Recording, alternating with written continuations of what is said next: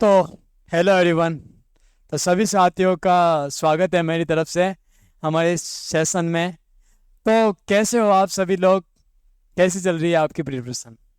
अपन ने प्रीवियस जो क्लासेस पढ़ी थी उसमें अपन जो है मैंने आपको बताया था कि हम हमारे इस चैनल पर इंग्लिश का कंप्लीट सिलेबस जो है बेसिक से स्टार्ट कर रहे हैं। बेसिक लेवल से आपने अगर फर्स्ट क्लासेस, फर्स्ट सेकंड या पाँच छः जो भी क्लासेस अपने चैनल पर अपलोड की गई है वो अगर ना देखी हो तो आप उसको स्टार्ट से देखिए, तो आपको इजीली समझ में आएगा कि हम जो है हमारा पर्पज़ क्या है और हम किस चीज़ के जो हमारी जो सिलेबस जो तैयारी चल रही है वो कैसे चल रही है ना। तो आज की जो क्लास है उसमें अपन जो है सेंटेंसेस बनाने वाले हैं, और प्रीवियस क्लास में मैंने आपको ये सेंटेंसेस जो है फॉर्म करने के लिए दिए थे इंग्लिश में, हिंदी से इंग्लिश में ट्रांसलेट करने थे।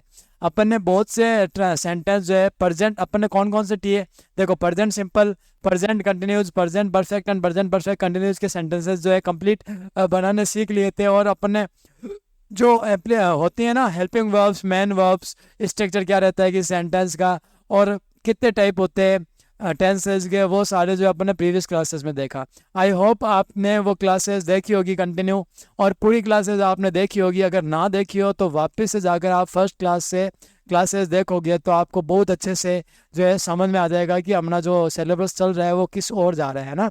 अपन ने इंट्रोडक्शन दिया था, उसके बाद टेंस के जो है टॉपिक वो चल रहा है अपना, और टेंस को बिल्कुल बेसिक से जो है स्टार्ट किया है ताकि अगर कोई चाहे फिफ्थ सिक्स क्लास में कोई बच्चा पढ़ रहा है तो उसको भी आराम से समझ में आएगा, और चाहे कॉम्पिटिटिव एग्जाम्स की जो प्रिपरेशन कर रहा है वो सभी मेरे साथियों को, सभी भाई बहनों को, सभी दोस्तों को जो है आराम से समझ में आ जाएगा। तो ये क्वेश्चंस अपन कर रहे थे, और मैंने ये क्वेश्चंस जो है आपको प्रैक्टिस के लिए दिया था कि आपने घर से अच्छे से प्रैक्टिस की होगी इन क्वेश्चंस की। तो आपने जो है इन क्वेश्चंस को आई थिंक बना लिया होगा और ट्रांसलेट कर दिया होगा हिंदी से इंग्लिश में। तो चलते हैं आज इन क्वेश्चंस को देखते हैं कि क्या होगा इन क्वेश्चंस का इंग्लिश ट्रांसलेटर। सबसे पहली बात तो क्या है कि सर अपन ने प्रेजेंट टेंस जो है, present tense, present simple, continuous, perfect और परफेक्ट कंटिन्यूज, वो सारे जो है अपन ने क्वेश्चंस कर लिए। अब जो है अपन की प्रैक्टिस करनी है। तो सबसे पहला सेंटेंस है वो बगीचे से फूल तोड़ता है। तो तोड़ता है मतलब प्रेजेंट सिंपल है, ठीक है। अफर्मेटिव सेंटेंस कैसा है? Affirmative sentence. तो ये सेंटेंस कैसे बनेगा? तो सबसे पहले सब्जेक्ट वह के लिए आ गया ही। तोड़ना, तोड़ना क्या होता है? प्लग करना, प्लग यानी कि तोड़ना, ठीक है। इसको लिख देना, प्लग यानी कि तोड़ना। सेकंड फॉर्म प्लग्ड, और थर्ड फॉर्म भी क्या होती है? प्लग्ड। ये जो है क्वेश्चन अपन ने देखना है। अब सर ही सिंगुलर है तो इसके साथ एस लग जाएगा। He plugs what? Flowers. He plugs flowers कहाँ से तोड़ता है? Flowers from the garden. वो बगीचे से फूल तोड़ता है। He plugs the flower from the garden. बस सिंपल सा बन गया। सर ऐसे ही वो अपना बस्ता घर भूल चुका है। पीछे देखा सर, आइडेंटिटी हिंदी में याद होगी आपको, चुका है। चुका है से पता चल गया कि ये किस टेंस का सेंटेंस है? परफेक्ट का, प्रेजेंट परफेक्ट का। तो प्रेजेंट परफेक्ट में चलते हैं। सर हेल्पिंग वर्ब हैज होती है तो यहाँ पर सब्जेक्ट ही है तो ही की जगह आ जाएगा हैव, हिज। अब ही के साथ क्या लगता है सर? हैज में से हैज। मेन वर्ब की परफेक्ट में हमेशा थर्ड फॉर्म आती है। तो ही हैज बोलना को क्या बोलते हैं? फॉरगॉट। इसकी third form forgotten. He has forgotten, क्या भूला? अपना बस्ता, तो अपना बस्ता को बोलेंगे his bag. He has forgotten his bag, का भूला? घर पर। तो घर के लिए अपन प्रीपोजिशन यूज करते हैं एट होम। तो he has forgotten his bag at home. इतने सिंपली जो है अपन ने ये क्वेश्चन जो है वो उसको इंग्लिश में ट्रांसलेट कर लिया। समझ में आ रहा है कि नहीं आ रहा है? अगर आपको समझ में नहीं आता है तो आप अपने व्यूज जो है कमेंट बॉक्स में डाल सकते हो ताकि आपके अकॉर्डिंग जो है मैं क्वेश्चंस को सॉल्व कराऊं। बाकी आई थिंक कि मैंने आपको जिस तरीके से जिस वे में करवाया है वो सबको आराम से समझ में आ गया होगा। सर क्या आप असहाय लोगों की मदद करते हैं? तो क्या से स्टार्ट हो रहा है और पीछे क्वेश्चन मार्क है, मतलब इंटरोगेटिव है। दूसरा सर इंटरोगेटिव तो है लेकिन यहाँ पर ता है से पता चल गया कि ये सिंपल का है। कौन सा है सर? सिंपल का। तो सिंपल टेंस है, यहाँ से पता चल गया। तो अब जो है अपन इसको ट्रांसलेट करेंगे। क्या आप असहाय लोगों की मदद करते हैं? सर क्या से स्टार्ट हो रहा है? मतलब हेल्पिंग वर्ब से स्टार्ट होगा। सर यू है आप, तो डू हेल्पिंग वर्ब आ जाएगी सिंपल में, तो डू यू। अब मेन वर्ब है हेल्प करना, तो डू यू हेल्प। किसकी? असहाय लोगों की। Do you help the helpless? Do you help the helpless people. ये बन गया अपना पूरा सेंटेंस। तो इस तरीके से जो है अपन को सेंटेंसेस फॉर्म करना है, ठीक है। ये आपके होमवर्क क्वेश्चंस थे, आप चाहो तो मैच कर सकते हो कि आपने जो है इन क्वेश्चंस को सही किया या नहीं किया। अगर आपने प्रीवियस क्लासेस देखी होगी तो आपको इजीली जो है क्वेश्चन समझ में आएगा। नेक्स्ट सर, मैं 2 बजे से गिटार बजा रहा हूँ, क्या कर रहा हूँ, 2 बजे से गिटार कर रहा हूँ, बजा रहा हूँ। तो यहाँ पर रहा हूँ और टाइम भी है समय प्लस से, तो पता चल गया कि ये परफेक्ट कंटिन्यूज का है। किसका? Perfect continues. और परफेक्ट कंटिन्यूज अपन ने बहुत सेंटेंसेस बनाए प्रीवियस क्लास में भी। सर मैं की जगह आई के साथ लगता है हैव बीन, क्योंकि परफेक्ट कंटिन्यूज में हेल्पिंग वर्ब हैव बीन होती है। तो आई हैव बीन क्या कर रहा हूँ, गिटार बजा रहा हूँ। तो गिटार बजाने के लिए वर्ब यूज करते हैं प्ले, तो I have been playing what, the guitar. याद रखना ये म्यूजिकल इंस्ट्रूमेंट है गिटार, क्या है, म्यूजिकल इंस्ट्रूमेंट। तो इससे पहले आर्टिकल द का यूज करेंगे। ये मैं आपको इंपॉर्टेंट इसीलिए बता रहा हूँ क्योंकि बेसिक क्लासेस चल रही है, लेकिन अपन जब प्रीपोजिशन करेंगे तो वहाँ पर आप जब तक बेसिक क्लासेस हो उसमें आपका थोड़ा थोड़ा बेस क्लियर हो और पता रहे, तो प्रीपोजिशन करेंगे तो आपको समझ में आ जाएगा आराम से। द म्यूजिकल इंस्ट्रूमेंट से पहले द लगता है, इसलिए अपन ने द लगाया। तो I have been playing the guitar, कब से बजा रहा हूँ, सिंस 2 बजे फिक्स टाइम है तो लिख दूंगा सिंस 2 o'clock। ये बन गया मेरा सेंटेंस, ठीक है। ऐसे ही सर क्या से स्टार्ट हो रहा है, मतलब इंटरोगेटिव सेंटेंस से और कर रहे हैं, ठीक है। रहे हैं से पता चला कि ये कंटिन्यूस का टेंस है और यहाँ पर कोई टाइम दे रखा नहीं है, मतलब ये तो कंटिन्यूस टेंस ही है। तो कैसे बनाएंगे सर, कंटिन्यूस प्रेजेंट कंटिन्यूस में इस बारे में आता है। तो क्या आप अंग्रेजी सीखने का प्रयास कर रहे हैं तो आपके लिए आएगा हेल्प सब्जेक्ट यू, और यू के लिए सर इस आर एम में से क्या लगता है सर, आर लगता है। तो आर यू प्रयास करना, प्रयास करना की क्या बोलते हैं सर, ट्राई, ठीक है। तो आर यू ट्राई, अब ट्राई की आईएनजी फॉर्म ट्राइंग हो जाएगा। आर यू ट्राइंग किस चीज का, सीखने का। तो सीखना को लर्न बोलते हैं, और मैंने बोला था कि जो मेन वर्ब होगी उसकी तो आईएनजी फॉर्म आ जाएगी और जो दूसरी वर्ब होगी उसको टू के साथ अपन लिख देंगे। तो यहाँ पर are you trying to learn, LEARN, learn what, learn English. तो यहाँ पर लिख देंगे इंग्लिश। ये इस तरीके से जो है आपका सेंटेंस हो गया। ये प्रैक्टिस क्वेश्चन जो है आपको दिया था मैंने होमवर्क के लिए। आई होप आप सभी ले जो है इन क्वेश्चंस को अच्छे से, इनसे रिलेटेड जो है सेंटेंसेस आपने ट्रांसलेट किए होंगे, ठीक है। तो प्रेजेंट जो टेंस है उसके चारों, present simple, present continuous, present perfect and present perfect continuous जो है क्वेश्चंस अपन कर चुके हैं और उनका हिंदी से इंग्लिश में ट्रांसलेशन अपन कर चुके हैं। आज बारी आती है, अपन आज जो है स्टार्ट कर रहे हैं कौन से sentences, past simple. Past simple ध्यान रखना कि आपके एग्जाम्स में बहुत ही इंपॉर्टेंट टेंस है पास्ट सिंपल टेंस, क्योंकि स्टोरीज वगैरह हमेशा पास्ट सिंपल जो है उसका सबसे ज़्यादा यूज होता है। सबसे ज़्यादा यूज होने वाले दो टेंसेस कौन सा है, एक तो प्रेजेंट सिंपल और दूसरा पास्ट सिंपल। ये दोनों ही जो है आपके लिए इंपॉर्टेंट रोल निभाते हैं एग्जाम्स में वर्ब फॉर्म्स बनने में। तो इम्पोर्टेंट है, ये चीज़ ध्यान रखना आप, ठीक है। पास्ट सिंपल जो है बहुत ज़्यादा इंपॉर्टेंट है। इसके सेंटेंसेस बनाने हैं तो पहली बात तो ये है कि सर इसमें 4 टाइप होंगे। तो अपन ने जो हेल्पिंग वर्ब वाली टेबल पढ़ी थी उसमें मैंने आपको बताया था कि अफर्मेटिव में जो है उसमें कोई हेल्पिंग वर्ब यूज होती नहीं है, डायरेक्ट मेन वर्ब की सेकंड फॉर्म यूज होगी, ठीक है। लेकिन बाकी के जो है नेगेटिव या फिर इंटरोगेटिव या इंटरोगेटिव नेगेटिव या WH वर्ड वाले, इंटरोगेटिव नेगेटिव या WH वर्ड वाले, इन सभी में हेल्पिंग वर्ब यूज होगी डिड, और डिड के साथ वर्ब की फर्स्ट फॉर्म, ठीक है। ये चीज़ें जो है अपन ने प्रीवियस क्लासेस में देख रखी है। अगर आपको ये समझ में नहीं आता है कि सर डिड या हेल्पिंग वर्ब कैसे है, तो आप प्रीवियस क्लासेस देख सकते हो आराम से, कोई दिक्कत नहीं है उसमें। आपको इजीली, बिल्कुल इजी लैंग्वेज में जो है समझ में आ जाएगा कि भाई क्या स्ट्रक्चर है, कौन सी हेल्पिंग वर्ब है, कहाँ पर कैसे यूज करना है, ठीक है। प्रीवियस जो क्लासेस है अपने टेंसेज की, ठीक है, या फिर जो भी बेसिक क्लासेस है वो आप आराम से देख सकते हो, और देख लोगे तो आपको बहुत अच्छे से जो है टेंस समझ में आएगा। इतने अच्छे से समझ में आएगा कि आप वापस ज़िंदगी में कभी नहीं भूलोगे, ठीक है। और हर एग्जाम में जो है आप क्वेश्चन 100% करेक्ट करोगे। तो ये जो क्वेश्चन है अपन को बनाना है, इसको ट्रांसलेट करना है। मैंने वहाँ जाने से मना किया। पहली बात तो यहाँ पर कोई नेगेटिव वर्ड नहीं आ रहा है, ना क्वेश्चन मार्क आ रहा है, मतलब ये अफर्मेटिव सेंटेंस है। अफर्मेटिव का स्ट्रक्चर क्या रहता है अपन को बताया, सबसे पहले सर आता है सब्जेक्ट, फिर आती है हेल्पिंग वर्ब, फिर आता है main verb and then object, ठीक है। ये अपना स्ट्रक्चर था और अपन ने प्रीवियस क्लासेस में पढ़ा था। बट एक चीज और कि स्ट्रक्चर अपन ने पढ़ा था, ठीक है। अब अपन को एक चीज पता होनी चाहिए कि भाई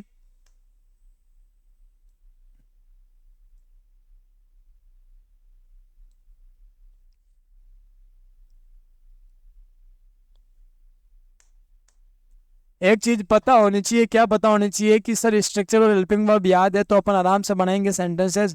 अब देखते हैं अफर्मेटिव सेंटेंस है तो सबसे पहले क्या आएगा सर, सब्जेक्ट यानी कि मैंने के लिए आएगा वर्ड आई।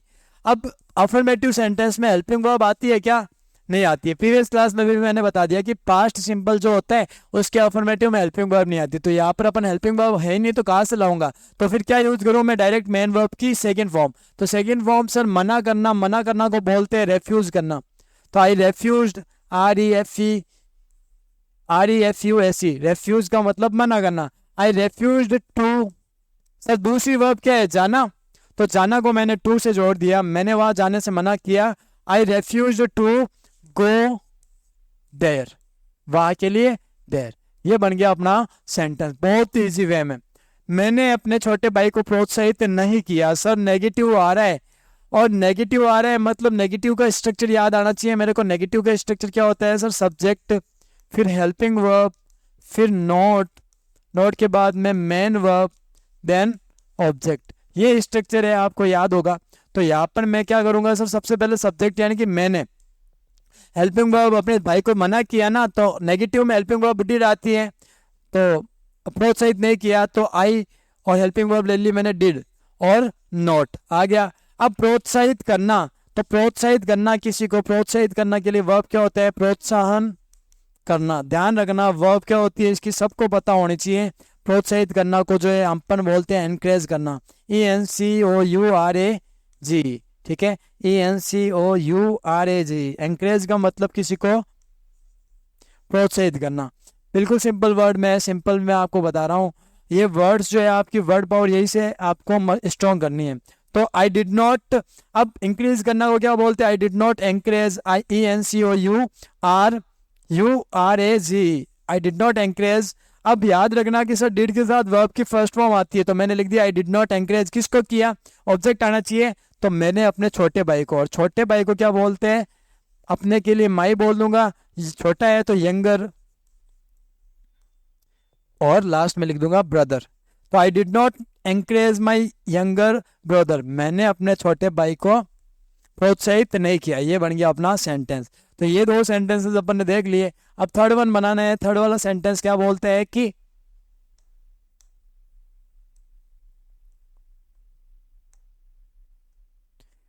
थर्ड सेंटेंस देखो क्या लिखा हुआ है कि क्या आपने मुझे पहचाना, क्या आपने मुझे पहचाना। इसको ट्रांसलेट करना है किसको, मैं इसको ट्रांसलेट करना है मेरे को इंग्लिश में। तो क्या करूंगा सर, क्या से स्टार्ट हो रहा है और पीछे क्वेश्चन मार्क आ रहा है, मतलब ये सेंटेंस हेल्पिंग वर्ब से स्टार्ट होगा। और चूंकि अपन को पता है सर आ रहा है पीछे, मतलब पास्ट सिंपल टेंस का सेंटेंस है, तो यहाँ पर क्या लिखूंगा सर, हेल्पिंग वर्ब पहले डिड, आपने के लिए यू, डिड यू। अब पहचानना, तो पहचानना के लिए वर्ब होती है बहुत अच्छी वर्ब, रिकॉग्नाइज करना किसी को, रिकॉग्नाइज यानी कि पहचानना, रिकॉग्नाइज करना मतलब पहचानना, ये हो गया अपना वर्ब। तो किसी को पहचानना, रिकॉग्नाइज करना होता है, ध्यान रखना। तो did you recognise, main verb की फर्स्ट फॉर्म रिकॉग्नाइज, और किसे, मुझे, मुझे के लिए ऑब्जेक्टिव केस आ जाएगा मी, और question mark. Did you recognise me मतलब क्या आपने मुझे पहचाना। बिल्कुल ही सिंपली अपन ने यह सेंटेंस बना दिया। क्या बनाया कि डिड यू रिकॉग्नाइज मी, क्या आपने मुझको पहचाना, ठीक है। तो इस तरीके से जो है अपन को ट्रांसलेट करना है। अब देखो ये वाला सेंटेंस ही, I refuse to go there, मैंने वहां जाने से मना किया। अब मेरे को बोलना है कि मैंने वहां जाने से मना नहीं किया। देखो मैंने आपको क्या बोला था कि सेंटेंसेस जब बनाते हो टेंस के, तो अगर एक ही सेंटेंस यहाँ पर दिया हुआ है आपको प्रैक्टिस के लिए, तो आप जो है उसके चारों वर्जन बनाओ। मैं अगर बोलूँ कि मैंने वहां जाने से मना नहीं किया, तो अगर मैंने वहां जाने से मना किया, क्या बन रहा है अपना, I refuse to go there. मैंने वहां जाने से मना नहीं किया मतलब I did not refuse to go there. क्या आपने वहां जाने से मना किया, तो did you refuse to go there. क्या आपने वहां जाने से ना मना नहीं किया, did you not refuse to go there. आपने वहां जाने से मना क्यों किया, तो why did you refuse to go there. तो इस तरीके से आप अगर बोल बोल के प्रैक्टिस करोगे सेंटेंसेस को बनाने की, तो आप बहुत अच्छे से जो है टेंस सीख जाओगे। और टेंस सीख गए आप, तो आप जो है आपका इंग्लिश का आधा भूत तो खत्म ही हो जाएगा वही से, अगर आपने टेंस ढंग से लर्न कर लिया, ढंग से सीख लिया, ठीक है। तो इंग्लिश का आधा भूत खत्म हो जाएगा आपका डर का। तो याद करो, ऐसे ही जो है आपको क्वेश्चन सोल्व करने हैं। नेक्स्ट देखते हैं कुछ और सेंटेंसेस। क्या उसने अपना मोबाइल नहीं बेचा? क्या उसने अपना मोबाइल नहीं बेचा? तो क्या से स्टार्ट हो रहा है, इंटरोगेटिव और नॉट भी आ रहा है, तो क्या बनाऊंगा मैं? डिड, हेल्पिंग वर्ब आएगी क्योंकि पास्ट का है। डिड उसने के लिए आ जाएगा ही, डिड ही। सर नेगेटिव है तो नॉट आ गया थर्ड पोजीशन पर। Did he not cell?